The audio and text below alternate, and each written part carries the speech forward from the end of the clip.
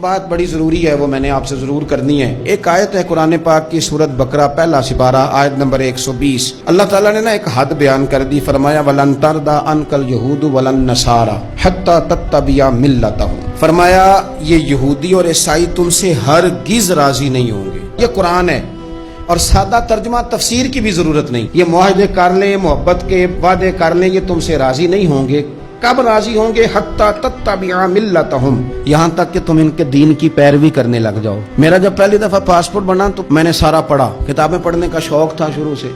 اس کے ہر صفحے پہ لکھا ہے کہ سوائے اسرائیل کے، یعنی آپ پوری دنیا میں یہ سبز ہلالی پاسپورٹ لے کے جا سکتے ہیں، خبردار اسرائیل آپ یہ پاسپورٹ لے کے نہیں جا سکتے۔ یعنی اتنی نفرت کسی ملک سے کہ اس پر لکھ کے چھاپ دیا ہر صفحے پر کہ یہ پاسپورٹ سوائے اسرائیل کے ہر ملک کے لیے کارآمد ہے۔ میرا سوال ہے عرب کے ان لیڈروں سے جنہوں نے اسرائیل کے ساتھ معاہدہ کیا، مجھے بتاؤ تمہیں فلسطین کی بیٹیاں بھول گئی نا ساری کی ساری؟ تمہیں وہ ماں بھول گئی نا جو مسجد اقصی کے دروازے پہ کھڑی ہو کے چیخیں مارتی تھی اور کہتی تھی کوئی علی کو خبر کرو کہ میری بچیاں قید میں ہیں؟ وہ بھول گئی؟ تمہیں وہ بہن بھول گئی نا جس پر شراب کی بوتل انڈیلتے تھے اسرائیل کے فوجی؟ وہ آپ کو ابھی بھی ویڈیو مل جائے گی، وہ انڈیلتے تھے شراب کی بوتل، اسے پکڑتے تھے، دست درازی کرتے تھے، اور وہ بیٹی کہتی تھی یا رحمت للعالم۔ بھول گیا تمہیں وہ سارا کچھ؟ تم نے ایک منٹ لگایا اور تم معاہدہ کس سے کروا رہے ہو؟ امریکہ کے صدر سے؟ اتنا ظلم کیا تم نے، اتنا قاتل کے ساتھ معاہدہ؟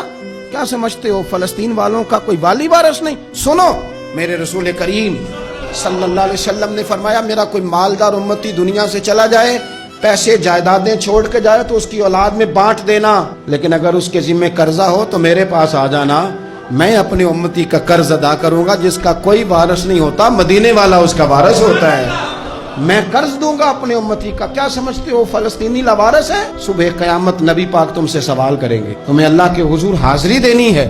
کیوں نہیں صلح کرتا اسرائیل فلسطین کے ساتھ؟ لبنان کے ساتھ دوستی کیوں نہیں کرتا؟ شام سارا کٹ گیا اسرائیل کی وجہ سے، آج تمہیں خیال آیا ان کے ساتھ معاہدہ کرنے کا؟